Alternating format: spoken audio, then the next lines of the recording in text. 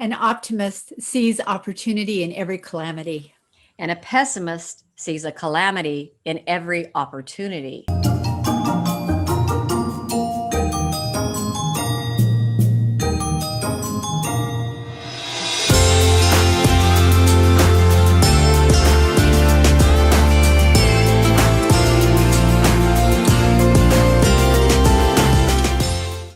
Welcome to this episode of Choose, where an actor And a therapist pull up a couch on the stage of life to help you create a better life by choosing optimism.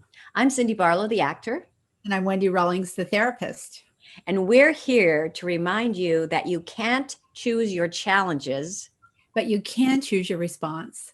In every episode of Choose, we want to give you tools that will help you have a better life. So stick around, and those tools are coming right up. We've got some great ones today. Optimism. It's a word Wendy and I think is being underrepresented. Some people are natural optimists. They have that kind of personality that they just see the glass half full rather than half empty. And then there are the half-empty folks we call the pessimists. Yes. These people look at the optimists as annoying sometimes and slightly naive. Pessimists deal with their tendency to be negative by embracing the negativity sometimes, and sometimes it irritates them too. But when they embrace it, it helps them feel like they have some control. But in doing so, they could suffer mental and physical dangers. So we want to make the case today for optimism for everyone. Right. That's right. So here is an idea. What if we began to make optimism our new superpower? Wendy and I are going to ask you to take a chance today. What if you started to use optimism as the normal response to your life? What would that be like? You know, as an actor, I have a magical tool that allows me to create remarkable performances on stage. You know what it's called? It's called acting as if. Right. Okay. So even if I'm not acting on stage, I've been noticing that I actually use this magical tool all the time. For instance, and you may do this too. Let's say I'm thinking about I'm looking at my life as if what I don't want to happen will happen, or what I do want to happen won't happen. So this is a way in which I'm unconsciously acting as if all the time. Let's say I'm running down the street trying to catch a bus. Now, my character is running. That's a given. That's what I'm doing. However, the inner world of my character can make two choices. One, I can run down the street to catch the bus as if I won't catch the bus. Or number two, I'm running down the street trying to catch the bus, acting as if I will catch the bus. One method is pessimistic and the other one is optimistic. Which method of running do you think will get me there and help me accomplish my goal better?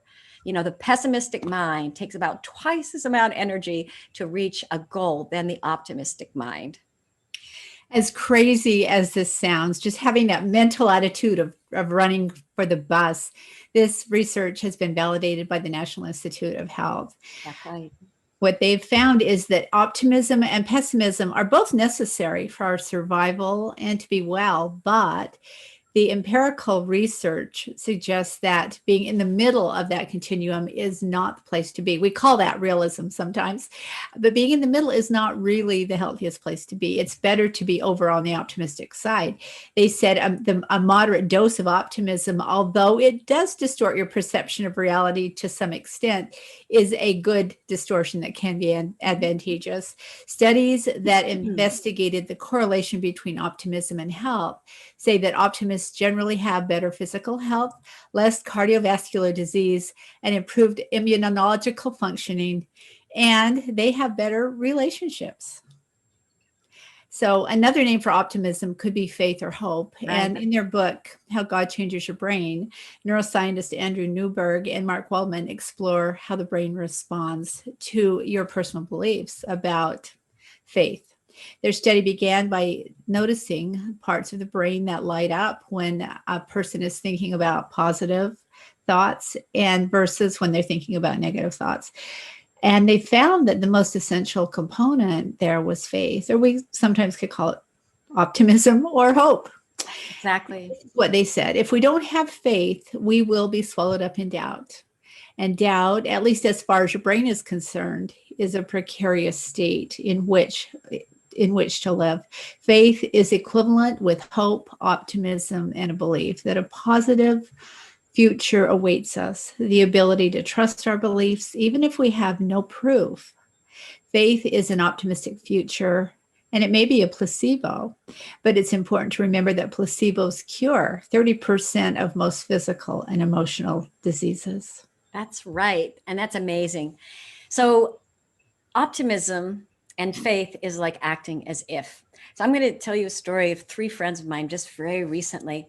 They wanted to get together and to create this a beautiful center for healing, a healing center where they were going to have yoga classes and different modes of healing. And they found this gorgeous place in Vermont, and they just fell in love with it right away. When they walked on the property, they're like, this is it. This is the place. This is it.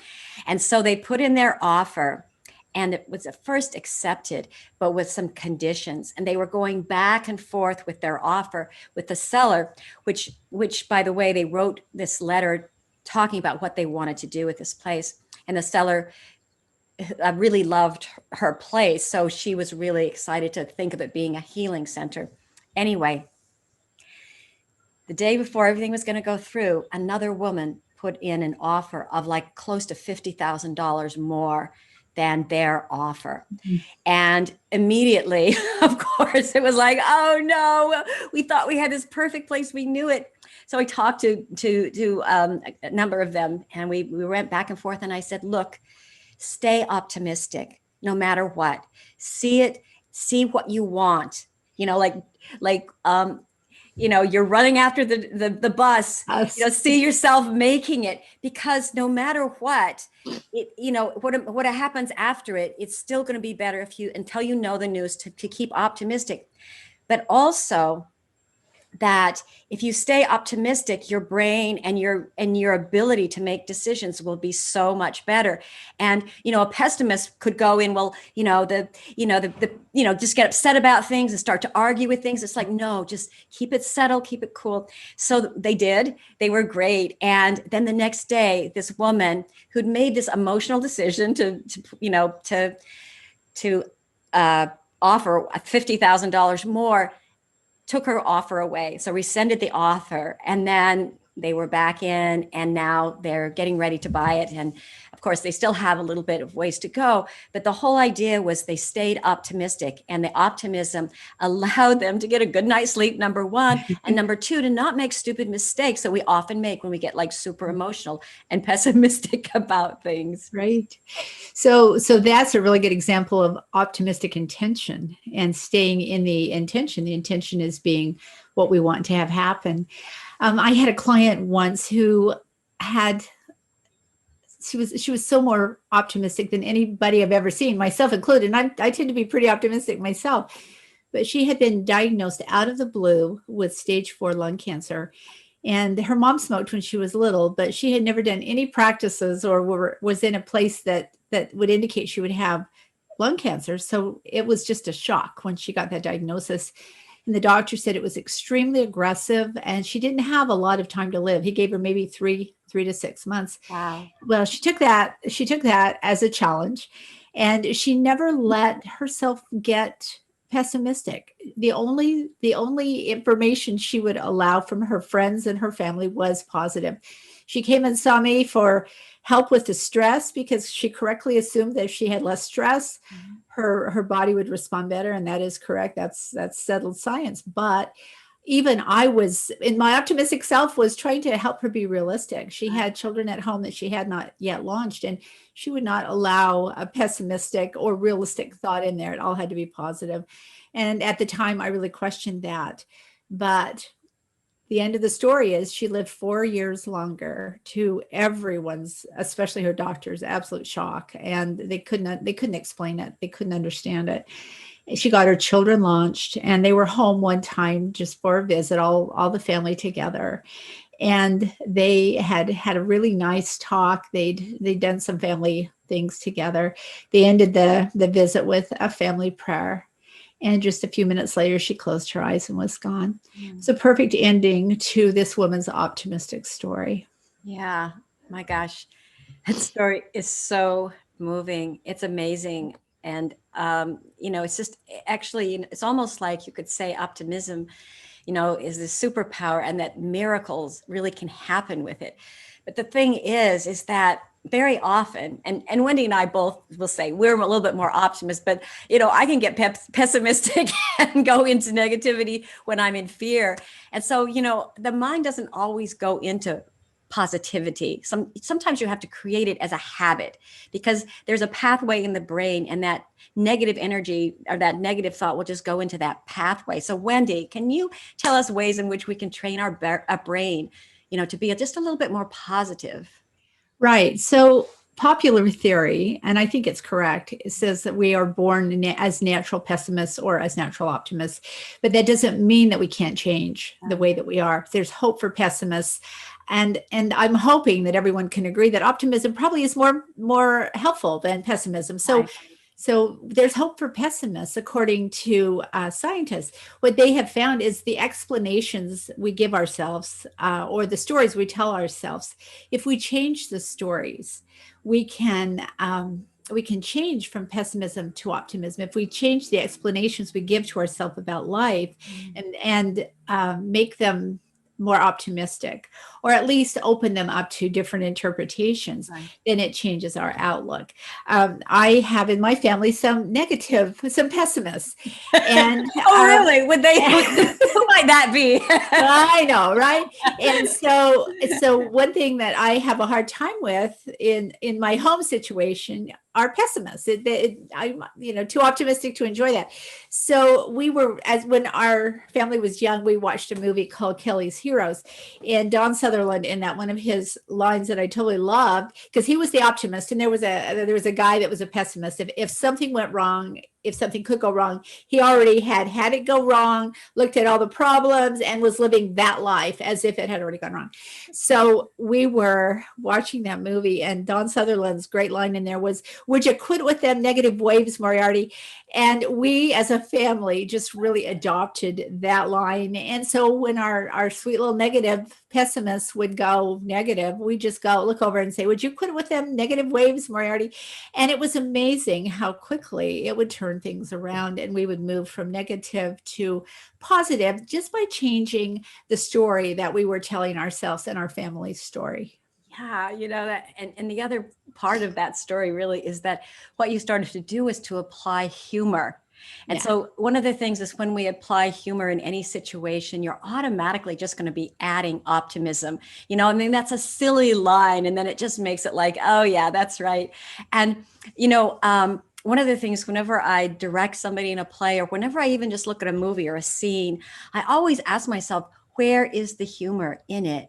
Because without humor, life is unbearable, and we need humor to make it more bearable. And especially if you're not naturally an optimistic person, you might find that that it comes more easily to you to be more uh, optimistic by just being a little bit more like, some of the most pessimistic people are pretty funny, so using the humor to bring you out of the pessimism, because if you really want to live a happier and healthier life, it's really important to retrain your brain to be more optimistic. So Wendy and I have some super interesting suggestions for you today. We have put together 10 things that we think are really important to be more optimistic. So Wendy, do you want to start?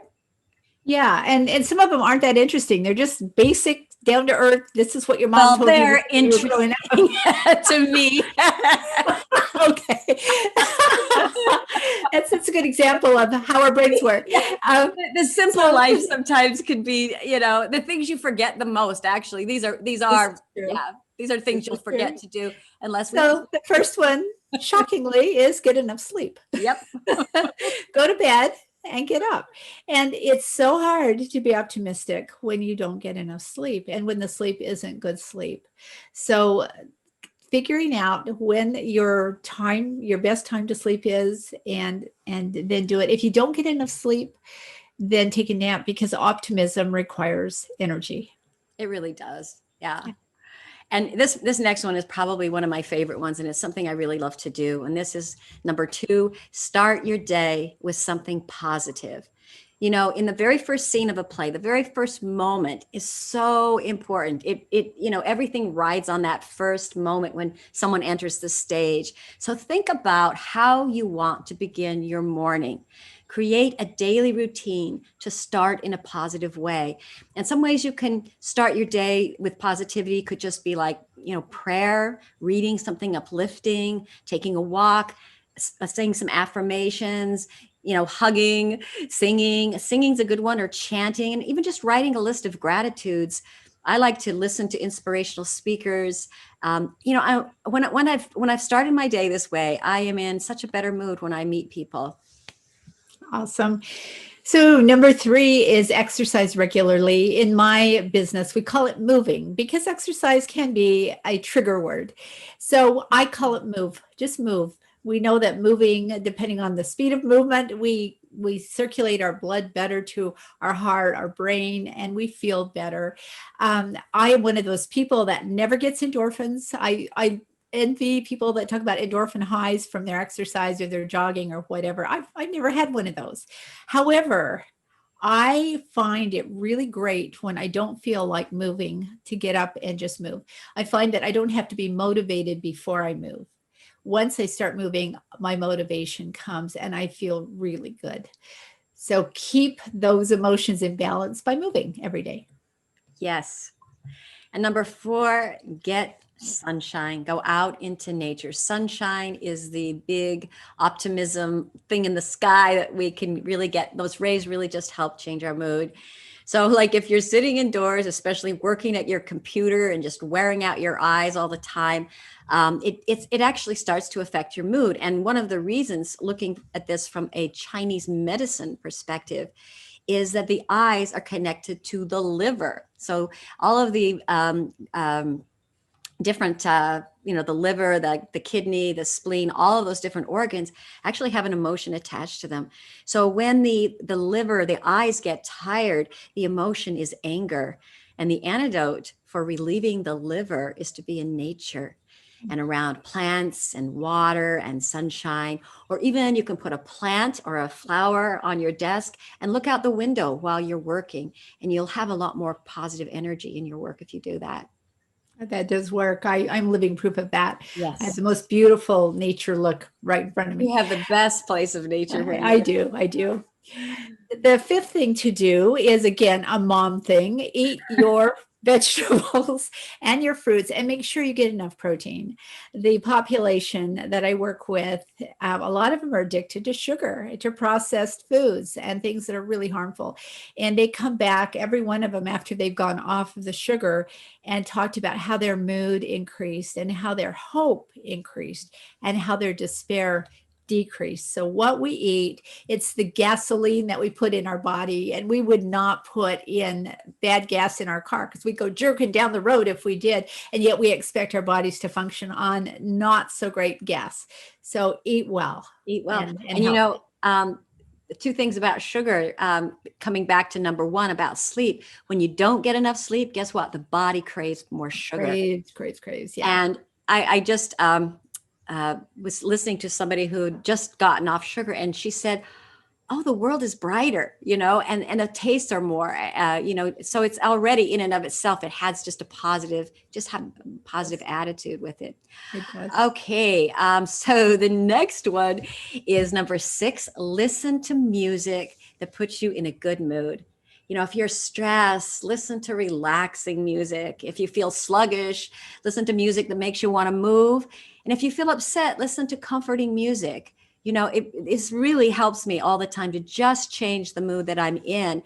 And you can sing hymns or chant. And there's something that happens in the chemistry of the brain. Actually, singing brings both sides of the brain together, because words are the left side of the brain and music is on the right. And so together they balance both sides of the brain. And when the brain is balanced, it's in a better mood altogether. That is true. I will tell you though, some of my adolescent clients, and sometimes even me, if I'm upset or stressed, I will listen to loud Yes. Anything, raucous music. whatever Like moves you. Exactly. Yes. externalizing my own mood. Yeah. So, but music is powerful. The next one, number 7, is surrounding yourself with positive people. It's really hard to be the only positive person in the room. There's a lot of negative waves, Mariana. Pollyanna. So you want to really look at who you're hanging with if you are having a hard time moving from pessimism to optimism, or if you started the day out just fine and all of a sudden you're not feeling so hot about it. If you can't help but surround yourself with some of those kinds of people, try to keep your boundary with them pretty good, so that their energy doesn't come in and bother your energy too much. It's been said that we take on the aspects of the 5 people that we associate with the most. So we want to be real careful of that. You can even make new friends or choose to hang out with different friends for a while until your optimism comes back into your life. Yeah, exactly. And you could be with your friends and just say, "Excuse me, I'm starting to make optimism my new superpower," and see I what they invite you to say. join me. Yes, yes. Or I must leave. So number 8, okay, this one is a real simple one and something, again, you wouldn't think about, but just change your posture. Stand up straight and just smile. I mean, these 2 things, they're very simple, but they can make you feel better. And it just, in that moment, as a stage actor, you're putting yourself in a different character. And if you put a smile on your face, people will automatically just smile back at you. And even if you have a mask on, you can, smile and just feel that energy. That is true. That is very true. The next one, number 9, is to practice appreciation for your blessings. Have an attitude of gratitude. Our great grandma used to say, no matter how bad things are, they can always get worse. It was sort of her backhanded way. Positivity. My goodness. Yes.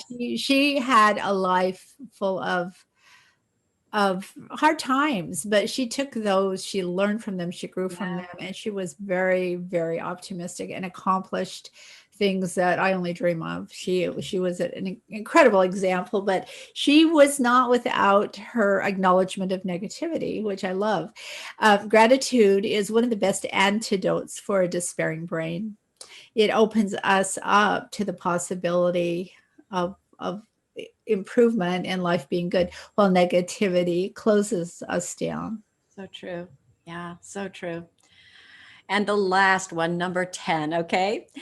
The last one is to choose to be optimistic. Just act as if, like when you're running to catch the bus, act as if you will get it. So you'll always have 2 choices. You can choose the positive or you can choose the negative. Right. So is that like the fake it till you make it thing? That's totally it. Yes. Yep. So these lists of 10 tips are posted in the notes on this podcast, and also it will be on our websites. So you can visit my website at wendyrawlings.com. Yes, and you can also download it from my website, which is cindyloubarlow.com. And while you're there, check out my book, Playing You, Acting Secrets, to help you create the life you really want. Great book and optimistic book. So please join Cindy and I in making optimism your new superpower. That's right. Yes. And you all have this superpower already in you. Just choose to be positive. Anyway, thank you so much for joining us in this episode of Choose. Until next time, remember, you can't choose your challenges, but you can choose your response. Don't leave this page without subscribing, and leave suggestions or comments or ideas for future topics. Please subscribe so you get these channels, and choose to be optimistic, okay? Make it your new superpower.